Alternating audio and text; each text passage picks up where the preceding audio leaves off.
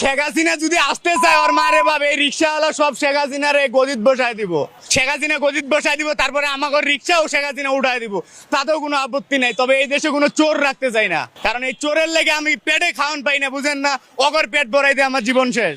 এই দেশের চোর ডাইরেক্ট বিএমপি, কারণ বর্তমান আমার কাছে আওয়ামী লীগ থাকতে আমার কাছে কোনোদিন কোনো চাঁদা চায় নাই।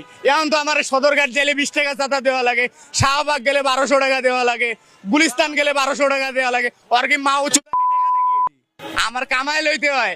আমার সারাদিন ওরে আমি রিক্সা চালাইতে দিতাম, ওর জায়গায় আমি ট্রাফিকই করতাম। যে ওর মারে যদি দেখ টাকা কামাইতে কতটা কষ্ট, এরা তো পারতেছে না। শেখ হাসিনাই ভালো ছিল, যারে জেলে পড়ার দরকার ছিল জেলে পড়ছে, যারে বাইরে রাখার দরকার ছিল তারে বাইরে রাখছে। আমার হিসাবে শেখ হাসিনা বেটার ছিল, ভালো ছিল। ও ছাড়া এই দেশে কোনো রাজনীতিবিদ নাই যে ওর উপরে কোনো রাজনীতি করতে পারবো। শেখ হাসিনার উপরে কোনো রাজনীতিবিদ নাই, এ বাংলাদেশের ভিতরে নাই, আর জন্মও নেব না। কারণ একটাই,